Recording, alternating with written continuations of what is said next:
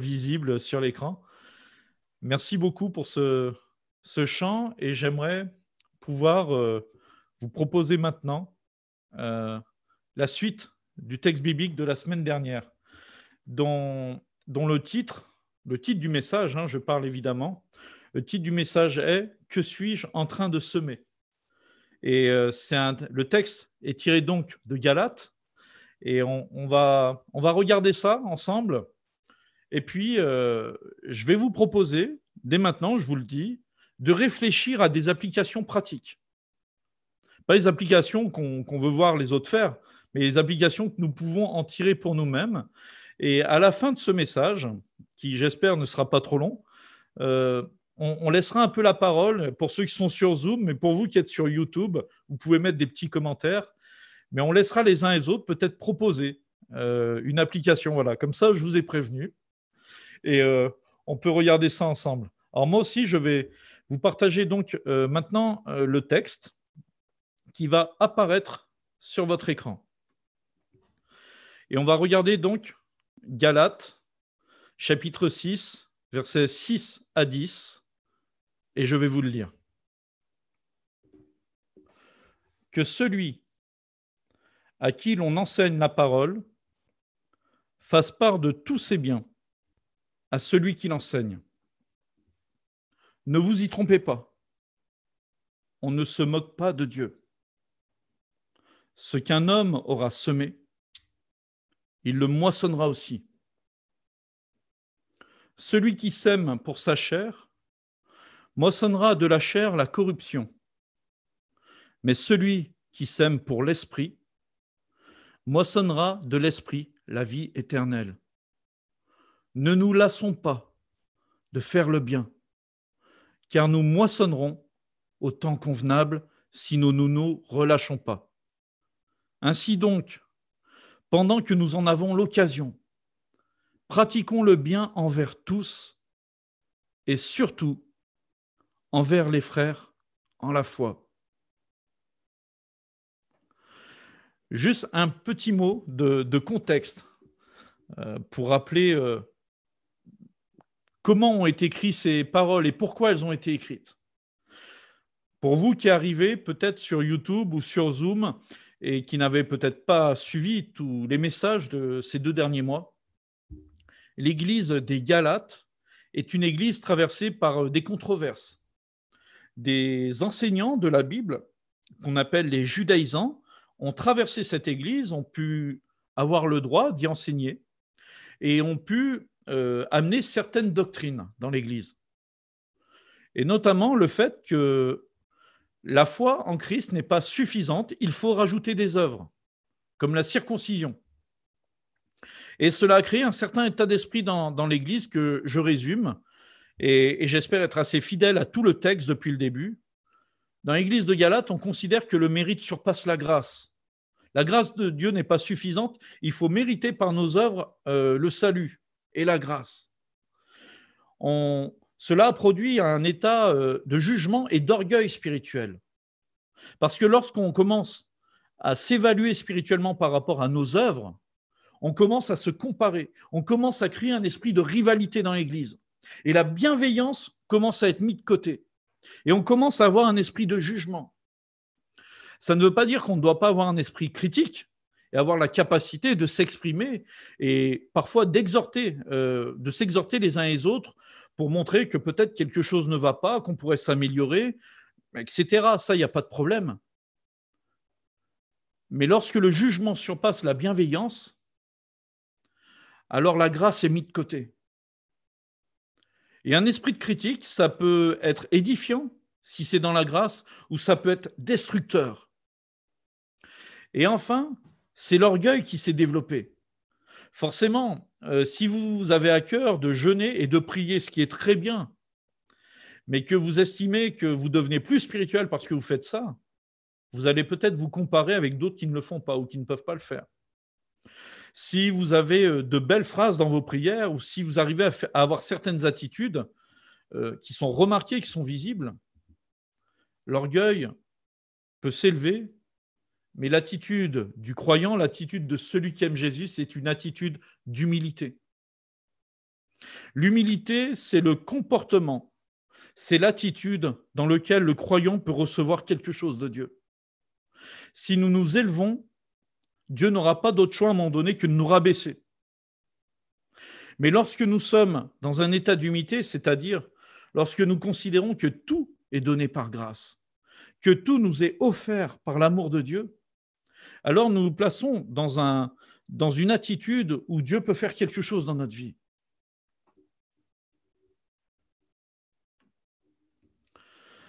Ça, c'est le contexte des Galates. Et Paul a écrit toute une lettre très riche, où il veut encourager les Galates à justement ne pas sombrer là-dedans. Parce que ces attitudes-là, ces mauvaises attitudes, les privent de leur liberté. Ça les prive de leur liberté de vivre pleinement ce que Dieu a prévu pour eux. Ça les met sous l'esclavage de la loi et du péché. Et c'est un enjeu majeur pour l'Église, mais c'est un enjeu majeur pour nous aussi. La semaine dernière, on a commencé ce texte avec les 5 premiers versets où on a vu déjà des choses assez importantes. On a notamment parlé de la loi de Christ. La loi de Christ, c'est l'attitude qui consiste à faire passer les intérêts de l'autre avant les miens. La loi de Christ, cela consiste à porter les fardeaux des autres, ça, à pas les alourdir, mais à les porter avec lui. La loi de Christ, ça consiste à avoir en nous les sentiments que Jésus a eus pour nous. C'est ça la loi de Christ. La loi de Christ, je vais peut-être aussi rappeler une histoire, une parabole que Jésus avait racontée. Un roi avait fait convoquer un homme qui avait une dette envers lui. Et cet homme, ne pouvant pas payer sa dette, aurait dû subir les conséquences de son non-paiement. Et cet homme s'est mis à supplier la grâce du roi, et le roi lui a fait grâce. Il lui a remis sa dette. C'était une dette très importante.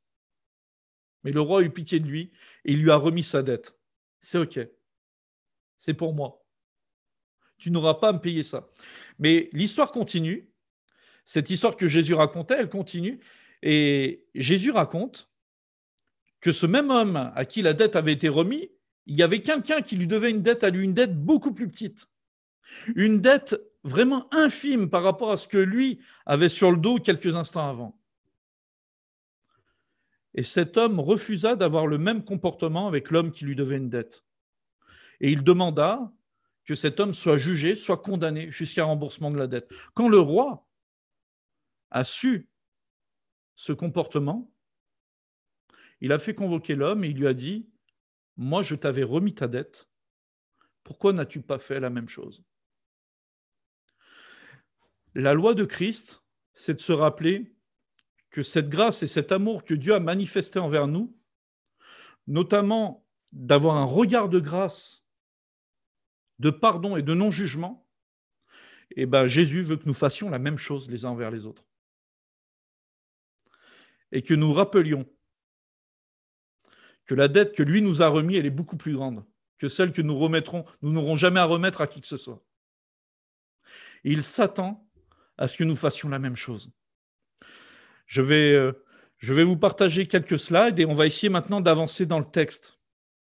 Mais la loi de Christ, ce n'est pas la loi que les Galates pratiquaient. La loi des Galates, c'est la loi du mérite, c'est la loi des œuvres. Il n'y avait pas la grâce et pas l'amour dedans.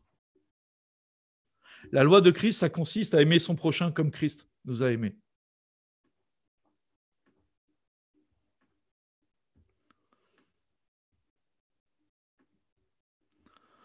Je reviens donc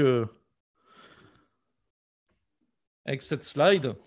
Et au verset 6, il était parlé. Alors souvent, des pasteurs, des orateurs sont assez mal à l'aise d'en parler parce qu'ils ont l'impression de prêcher dans un intérêt personnel, mais ce n'est pas du tout ce dont il s'agit. Au verset 6 du texte, il était dit que celui à qui l'on enseigne la parole donne une part de tous ses biens à celui qui l'enseigne. Il faut là aussi se mettre dans le contexte de l'Église, et notamment de l'Église de cette époque, une Église d'ailleurs persécutée. C'est un petit clin d'œil pour cette journée de l'Église persécutée, justement. Les orateurs, les prédicateurs de l'Évangile étaient souvent la cible favorite des persécuteurs, puisque les persécuteurs des chrétiens ont bien souvent compris que les responsables, les prédicateurs, devaient toucher les premiers, on devait toucher les bergers pour que le troupeau soit dispersé. Et bien souvent, les orateurs n'avaient pas une vie de sédentaire tranquille, ce n'était pas évident. Et on faisait appel à la communauté chrétienne afin de les soutenir financièrement ou par l'accueil. Il y a un document qui s'appelle la Didaché qui fut écrit un peu plus tard et qui va même très loin dans les consignes de soutien spirituel à ceux qui prêchent la parole. On parlait même il faut l'accueillir pendant 2 jours à la maison. Enfin, il y a des choses, mais pas plus de 2. Il ne fallait pas que ça soit 3 nuits. Il y a eu des choses très précises, mais ça, ce n'est pas dans la Bible, d'accord ? Mais que suis-je en train de semer ? Et l'une des choses que je retrouve dans ce texte, c'est d'abord la générosité et la reconnaissance. Et le fait de soutenir les prédicateurs, aujourd'hui on gère ça autrement, c'est l'Église qu'on soutient. Mais c'est en fait le but de ce texte. Mais pourquoi soutenir l'Église financièrement ? Pourquoi semer dans ce sens-là ? Tout d'abord, pour l'amour de Christ. Parce que cette semence-là, elle nous rappelle une chose, c'est que Christ nous a donné aussi. Il s'est dépouillé. Il s'est fait pauvre pour que nous soyons enrichis dans la foi.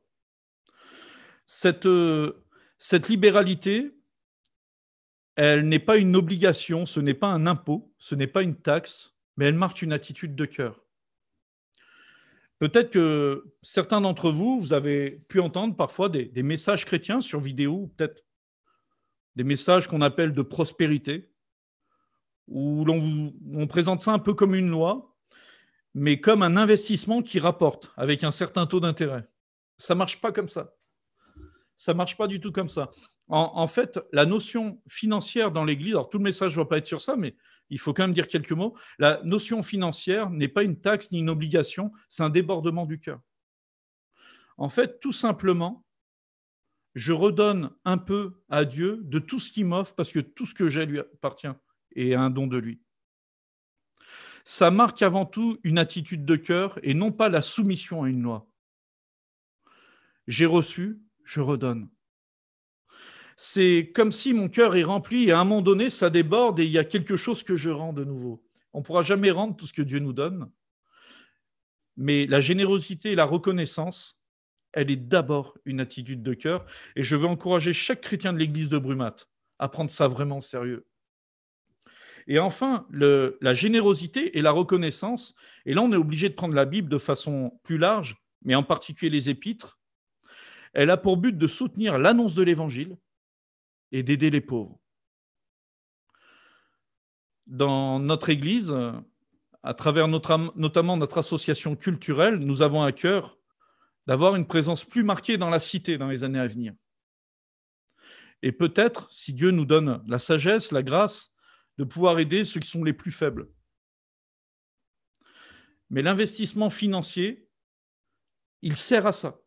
Il sert à ce que l'Évangile puisse être prêché, à ce que des gens... Alors, on pense aux pasteurs, on pense aux missionnaires, il y a d'autres formes certainement, à ce que l'Évangile puisse continuer d'être prêché, que des gens puissent le recevoir, mais aussi à manifester l'amour de Dieu envers les plus faibles dans la société. Que suis-je en train de semer ? Ça, c'est la première question que je vous pose au sujet de la générosité et de la reconnaissance. Non pas une loi, mais une attitude de cœur, parce que c'est ainsi que sont présentés les évangiles. Que suis-je en train de semer ? Des paroles et des actes qui manifestent une transformation. Au verset 7 et 8, que je vais vous redire, il était dit « Ne vous y trompez pas, on ne se moque pas de Dieu. Ce qu'un homme aura semé, il le récoltera aussi. Celui qui sème pour satisfaire sa nature propre, il récoltera d'elle la ruine. Mais celui qui sème pour l'esprit récoltera de l'esprit la vie éternelle. » Alors parfois, ce verset est pris un peu de travers, parce que des gens disent, et je me souviens notamment d'une discussion avec des témoins de Jéhovah, des gens prétendent que c'est la preuve qu'on est sauvé par nos œuvres. Si on sème, on doit semer pour obtenir la vie éternelle, c'est écrit dans ce texte. Mais en fait, ce n'est pas du tout ça, parce que ce texte, il faut lui aussi le replacer dans le contexte des Galates. Lorsque Paul parle de semer dans ses épîtres, il ne parle pas encore d'un investissement à long terme ou à court terme ou à moyen terme. Je vois Jean-Pierre en vidéo, et ça me fait penser à lui, qui a aidé les gens à avoir de bons investissements, j'imagine. Mais on ne parle pas de ça là aujourd'hui. Semer dans les épîtres, il est question de nos attitudes, de nos paroles et de nos actes. C'est de cette semence-là que l'apôtre parle. Alors, quelle semence nous pratiquons? Et il donne 2 exemples. Il fait une comparaison, il fait un contraste. Celui qui sème pour sa chair et celui qui sème pour l'esprit. Et là, c'est très important parce que celui qui sème pour sa chair, l'apôtre nous explique qu'en fait, il sème des choses pour le satisfaire lui. Semer pour sa chair, c'est placer l'homme au centre. Et dans le contexte des Galates, c'est exactement ce qu'eux étaient en train de faire. Et c'est ça qui a développé en eux cet orgueil, cet esprit de rivalité, ce jugement. C'est ça qui a fait que cette église a dévié, qu'elle était peut-être un peu moins l'église de Jésus-Christ. Et Paul est en train de dire, mais c'est la rhétorique de Paul, il dit les choses en les citant pour que les gens les comprennent. Vous semez pour votre chair, mais il y a une autre façon de semer dans sa vie, c'est de semer pour l'esprit. Et semer pour l'esprit, si on veut bien s'arrêter 30 secondes pour comprendre ce que le texte veut dire, semer pour l'esprit, c'est-à-dire choisir d'avoir des attitudes et des actes qui montrent extérieurement ce qui se passe intérieurement dans ma vie. Chaque chrétien qui se tourne vers Jésus-Christ, et ça, c'est une chose extraordinaire. Alors, pour certains qui sont sur YouTube, ou peut-être qui nous ont rejoints sur Zoom et qui n'êtes pas trop habitués, je comprends que certaines des choses que je dis, c'est comme du chinois pour vous, peut-être. Vous savez quoi? Même pour les chrétiens qui sont chrétiens depuis très longtemps, certaines choses que je dis, c'est peut-être aussi du chinois. Donc, vous n'êtes pas perdus, on est tous ensemble et on progresse tous, d'accord? Mais je vous remercie de votre attention. Semer pour l'esprit, lorsqu'on devient chrétien, c'est-à-dire lorsqu'on se tourne vers Jésus-Christ et qu'on décide de lui faire allégeance dans notre vie, lorsqu'on décide de dire « mais c'est toi que j'ai envie de suivre », nous recevons à ce moment-là l'Esprit de Dieu. C'est un super pouvoir. C'est mieux que Marvel, c'est mieux que les super-héros. Nous recevons tous un super pouvoir. Et celui qui croit en Jésus, même qui est dans la condition physique ou sociale la plus difficile, il a un super pouvoir. Il a le pouvoir de vivre autrement. Pour vous qui aimez les films de super-héros, moi j'aime bien, en plus, avec le confinement et Netflix, c'est vrai qu'on est plus tenté. Et je sais que la plupart d'entre vous aussi, Si. Même vous qui faites style que non, si, vous aussi. On a tous un peu plus de temps ou de latitude ou de tentation de regarder ça, et il n'y a pas de mal. Mais on voit souvent des super-héros avec de grands pouvoirs avoir parfois une attitude pas très recommandable. Le chrétien, c'est exactement l'inverse. Il a reçu l'Esprit de Dieu, et quel que soit son contexte de vie, il a un super pouvoir. C'est celui de manifester l'Évangile dans son attitude et dans ses actes. Alors, je vais juste aller un peu plus loin sur ça. Semer, ça indique notre manière de vivre. Et pour Paul et avec les Galates, c'est très sérieux. Si nos actions proviennent de la conduite du Saint-Esprit, alors on est en train de donner la preuve physiquement aux gens, de façon visible, que nous sommes vraiment des enfants de Dieu. Il ne suffit pas d'être membre d'une église, il ne suffit pas même peut-être d'avoir une culture religieuse ou un enseignement. Paul est en train de leur dire que nos actes ne nous sauvent pas, parce que les Galates commençaient à croire ça. Mais nos actes servent à prouver aux autres que nous avons reçu un super pouvoir, que nous avons reçu l'Esprit de Dieu en nous. Semer pour sa chair, c'est-à-dire que nous sommes en train de donner, de semer extérieurement ce qui est vraiment en nous à ce moment-là. Et ce n'est pas glorieux. Mais semer pour l'esprit, nous choisissons. Alors, choisir de semer pour l'esprit, ce n'est pas dans les moments où tout va bien. Vous avez remarqué que quand tout va bien, c'est juste facile, n'est-ce pas? Semer pour l'esprit, c'est un choix personnel de mes paroles que je prononce, des paroles que je choisis aussi d'écouter et de valider, des actes que je choisis de faire ou de valider. Par ces choses-là, nous manifestons quelque chose de différent. Je vous partage une petite anecdote que j'ai vécue. J'en ai des biens, des anecdotes, j'en ai des beaucoup moins bien. Et évidemment, quand j'en partage, je partage que les biens. Mais sachez que pour une bien, il y en a peut-être 10 de beaucoup moins bien, d'accord? Je ne veux pas donner l'impression, voilà. Un de mes emplois, parce que moi, j'ai souvent eu des jobs à courte durée, des petits contrats. Mais même pasteur, hein, c'est des petits contrats aussi, hein, ça ne change pas du coup. C'est bien. Et juste pour vous dire, je travaillais dans un bureau d'une société de transport qui est présente en Alsace et à Brumath, d'ailleurs. Je ne vous dis pas le nom, comme ça, je vous laisserai chercher après. Et je me souviens que c'était ma première semaine, il y avait un logiciel tellement compliqué de gestion des stocks. J'avais besoin d'être aidé. Et comme personne n'avait le temps, alors je sais que plein de gens, plein d'entre vous connaissez ça, et ben en gros, on se débrouille tout seul, quoi. Voilà. Et on essaye de ne pas interroger tout le temps la même personne parce que ça va les agacer. C'était pas évident. Et je pense que la personne que j'agaçais, c'était la directrice qui était présente à ce moment-là.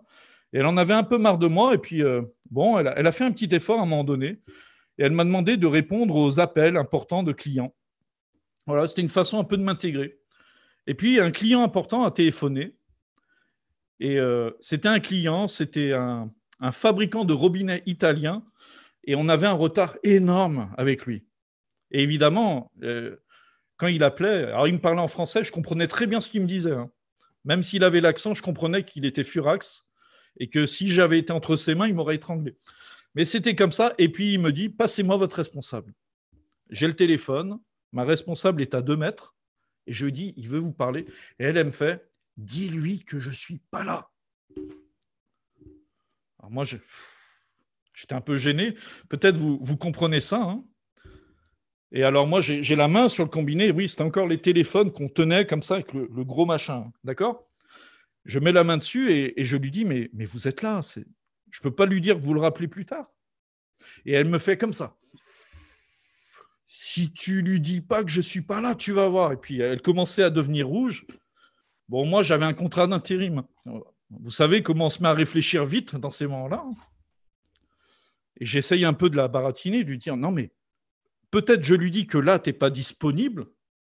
Hein, c'est un mensonge arrangé, hein, d'accord? Tu n'es pas disponible, mais qu'après, tu le rappelles. Peut-être je peux lui dire ça. Et elle m'a dit, tu lui dis que je ne suis pas là ou tu t'en vas. Et vraiment, hein, c'est des petits cas de conscience comme ça, mais on a un super pouvoir. Ce super pouvoir peut conduire à un licenciement rapide, mais il peut conduire à manifester quelque chose de différent. Alors, j'ai parlé à mon interlocuteur, j'ai dit, ma directrice ne souhaite pas parler avec vous, je suis désolé. Alors là, elle s'est levée, elle m'a arraché le téléphone, puis elle a dit, non, mais il dit n'importe quoi, bien sûr que je veux parler avec vous. Vous voyez, donc elle lui a quand même parlé. Bon, je n'ai pas fait long feu hein, dans cette entreprise, vous imaginez bien. C'est peut-être pour ça que je suis pasteur, d'ailleurs.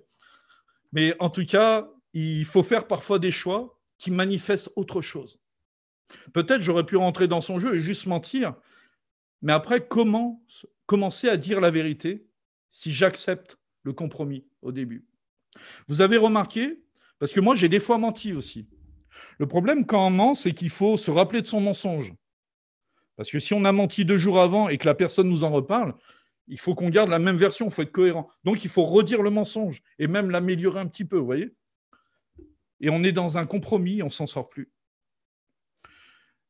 Paul dit aux Galates, celui qui sème pour la chair, il récolte la corruption. Mais celui qui sème pour l'esprit, il récolte la vie éternelle. Et semer pour l'esprit, c'est manifester justement l'œuvre du Saint-Esprit en nous pour que les gens récoltent la vie éternelle. Parce qu'on est en train de donner un signal. On donne un signal aux gens, on peut vivre différemment.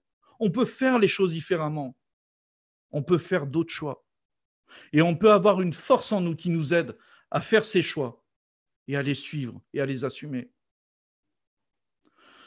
Dans nos paroles, dans nos actes, et je vais reprendre le slide. Alors vous qui êtes sur YouTube, n'hésitez pas à commenter. Si vous avez peut-être de bonnes expériences, ça fera plaisir de les lire. Si vous en avez des mauvaises, vous pouvez les partager aussi, ça marche. On va revenir donc sur les slides. Voilà, juste à chaque fois 2 petites secondes.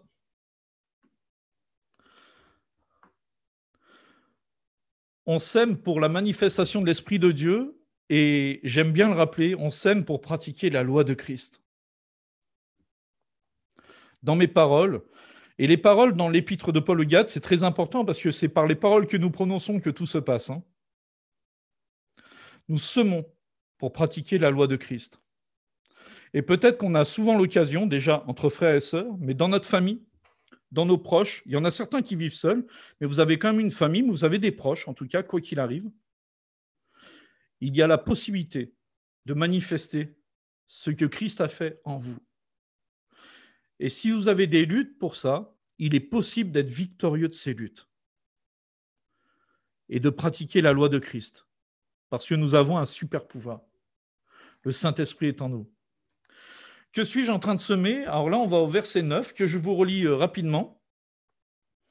Ne négligeons pas de faire le bien, car nous moissonnerons au temps convenable, si nous ne nous relâchons pas. Ne négligeons pas de faire le bien. Et quand Paul écrit ça, quand Paul écrit ce texte, il le met en contraste avec le chapitre précédent, chapitre 5. Et écoutez bien ce qu'il écrit au chapitre précédent. Toute la loi est accomplie par ces seule paroles. C'est au chapitre 5 de Galates, je vous le dis. Toute la loi est accomplie dans cette seule parole, tu aimeras ton prochain comme toi-même. Mais si vous vous mordez et vous dévorez les uns les autres, attention, vous finirez par vous détruire les uns les autres. Donc, c'était un avertissement très fort que Paul disait, et là, il leur propose l'alternative. Que faire à la place de ça? Pour que Paul était en train de dire aux Galates, attention, vous vous mordez, vous allez vous détruire, c'est que c'était très sérieux. Mais c'est un signal pour nous aussi. Si on choisit de se mordre dans nos paroles, nous nous détruirons. Je vais redire quelque chose que j'ai dit la semaine dernière. Alors, il y a 50% de ce que je dis, c'est comme la semaine dernière, mais le texte va toujours dans ce sens. Je crois que chaque chrétien, chaque personne qui a l'Esprit de Dieu en lui, a plus d'autorité que Satan. C'est-à-dire que il nous a été donné le pouvoir de devenir enfants de Dieu. Il nous a été donné le pouvoir d'intégrer le peuple de Dieu, d'intégrer l'Église. Il nous a été donné de pouvoir vivre selon l'Esprit de Dieu et selon la parole de Dieu. Satan, lui, n'a même pas le droit de poser la main sur la poignée de la porte de l'Église et d'entrer au culte. Il n'a pas le droit de faire ça. Mais il y a un moyen par lequel Satan peut entrer dans notre Église. C'est si nous lui ouvrons la porte. Et ouvrir la porte, l'action de Satan, et on le retrouve plusieurs fois dans les épîtres de Paul. Souvent, les épîtres, d'ailleurs, ce sont des thèmes transversaux, que Paul va accentuer pour une église ou accentuer un autre thème pour une autre. Mais Satan peut entrer dans l'église par l'accusation. Il est nommé l'accusateur des frères. Satan peut diviser par la calomnie et la médisance à l'intérieur de l'église alors qu'il n'a pas le droit d'y entrer. Nous avons le droit d'entrer dans l'église, pas lui. Mais la Bible nous prévient que par nos mots et par nos choix et par une attitude qui ne manifeste pas l'esprit, nous pouvons lui donner un accès au milieu de nous et diviser et détruire. Et Paul, il ne plaisante pas avec ça. Ne vous mordez pas, sinon vous vous détruirez. Là, on est dans le semer et récolter, très clairement. Se mordre signifie se détruire. Et Paul recommande, ne négligeons pas de faire le bien. Nous moissonnerons au moment convenable si nous ne nous relâchons pas. C'est une phrase extraordinaire. Je trouve que ça fait partie des phrases. Vous savez, les églises, avant, il y avait souvent un verset sur le mur. Alors, c'est un peu passé de mode, ça, c'est vrai, mais c'est un si beau verset. Ne négligeons pas de faire le bien, car nous moissonnerons au temps convenable si nous ne nous relâchons pas. Et Paul, encourage à porter des œuvres qui manifestent l'Esprit de Dieu et non pas notre chair. Ne négligeons pas. Dans certaines versions de la Bible, il est écrit « Ne nous lassons pas, ne nous décourageons pas ». C'est un encouragement très fort à la persévérance. Tout d'abord, contre notre péché. C'est-à-dire que plutôt que de nourrir notre chair, de nourrir notre envie d'être au centre, Paul nous invite, parce que l'Esprit de Dieu est en nous, à être victorieux de notre péché, à le combattre sérieusement. On peut fermer la porte à Satan et l'empêcher d'entrer dans notre famille. On peut fermer la porte à Satan et l'empêcher d'entrer dans notre église. On peut fermer la porte à Satan et l'empêcher de pénétrer une relation entre frères et sœurs. Ça passe par le fruit que nous choisissons, par les graines que nous choisissons de semer. Ce n'est pas d'ailleurs par une compréhension très poussée, mais en manifestant la grâce et dans la confiance. Je vais juste partager un peu ces mots, un peu plus. La Bible nous encourage à nous reprendre et à nous exhorter. Elle nous encourage même, si un frère tombe dans le péché, à aller le voir et à l'encourager, à revenir à Dieu de tout son cœur. La Bible même encourage, si certains persévèrent dans le péché, que l'Église collectivement agisse pour permettre à ce frère, même si ça passe par certaines contraintes, mais de revenir complètement à Dieu. Mais tout ça ne peut pas se passer dans un autre cadre que celui de la grâce et de l'amour. Et on peut percevoir un manque chez quelqu'un. Alors, je ne parle même pas de péché encore. On peut percevoir quelque chose qui va pas, qui n'est pas assez bien fait, qui a besoin de progresser, et on va mettre la loupe dessus. Alors que la manifestation de la grâce consisterait plutôt à remercier Dieu pour l'œuvre que Dieu fait dans la vie de ce frère ou de cette sœur. Vous comprenez? Semer pour sa chair ou semer pour l'esprit? Et Paul ne lâche pas l'Église, parce qu'il croit vraiment que c'est une clé pour l'Église de Galate. Dans la grâce et dans l'amour. Les Galates, comme ils se justifiaient eux-mêmes, comme ils croyaient mériter les choses par les œuvres, ils étaient devenus très durs les uns envers les autres. Parfois, on a besoin d'analyser, est-ce que je ne deviens pas trop dur avec les autres? On est souvent plus dur avec les autres qu'avec soi-même, d'ailleurs.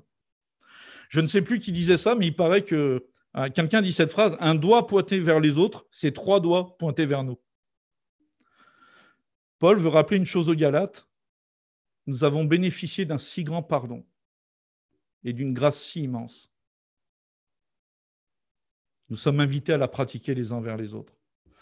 Et le dernier verset, le verset 10, ainsi donc, pendant que nous en avons l'occasion, c'est vraiment intéressant, hein, pratiquons le bien envers tous et en particulier envers nos proches dans la foi. Alors, Dieu veut que nous pratiquions le bien envers tous, en particulier envers nos frères qui sont pour la foi, mais pourquoi en particulier avec nos frères qui sont dans la foi? Nos frères et sœurs, j'imagine. Hein. Je suis sûr que Paul n'aurait pas eu de problème avec ça. Hein. En fait, c'est que l'Église est là pour manifester le royaume de Dieu. En tant qu'Église, nous sommes là pour manifester autre chose. Et quand Paul parle particulièrement envers les frères dans la foi, vous pouvez regarder 1 Corinthiens 13 en particulier, ce que Paul écrit aussi sur l'amour. Il ne s'agit pas d'ailleurs de l'amour dans le couple dans 1 Corinthiens 13, même si le texte passe très bien dans les mariages, mais il s'agit de l'amour dans l'Église. 1 Corinthiens 13, le fameux chapitre sur l'amour, c'est l'amour entre frères et sœurs.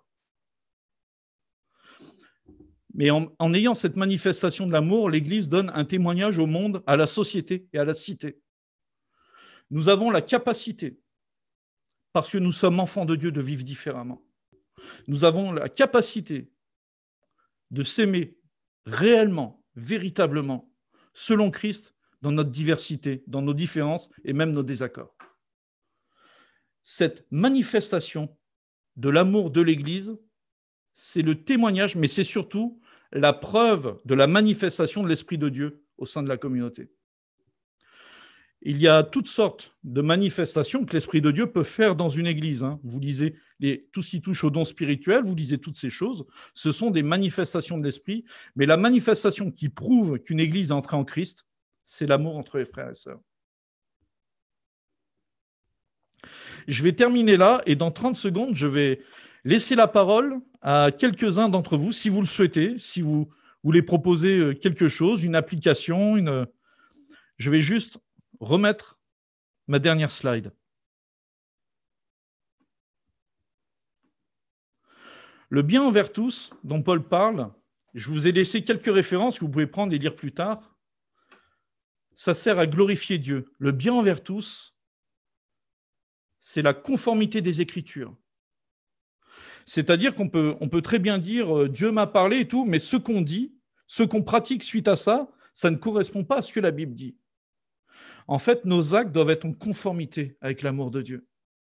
Le bien envers tous, c'est pour montrer l'action de l'Esprit en nous. Encore une fois, ça ne sert pas à être sauvé, ça ne sert pas à mériter plus, mais ça sert à manifester ce qui s'est passé en nous, ce que Dieu a fait pour nous, et notamment la manifestation de son amour. Que suis-je en train de semer? Est-ce que par mes paroles et par mes actes, j'édifie ou est-ce que je détruis? Est-ce que j'édifie des relations entre les uns et les autres ou est-ce que je suis en train de les détruire? Est-ce que j'édifie mon frère ou est-ce que je suis en train de l'annuler? Que suis-je en train de semer? Est-ce que je suis en train de semer de la bienveillance dans ma famille, dans mes relations de travail, ou est-ce que je suis en train de soupçonner le mal chez l'un ou l'autre et de participer à ça? Que suis-je en train de semer? Est-ce que ce que je sème, c'est la manifestation de l'esprit ou c'est la manifestation de ma chair? Que suis-je en train de semer? Mes chers frères et sœurs, comme d'habitude, je suis privilégié de pouvoir m'adresser à vous parce que la plupart d'entre vous, vous me dépassez.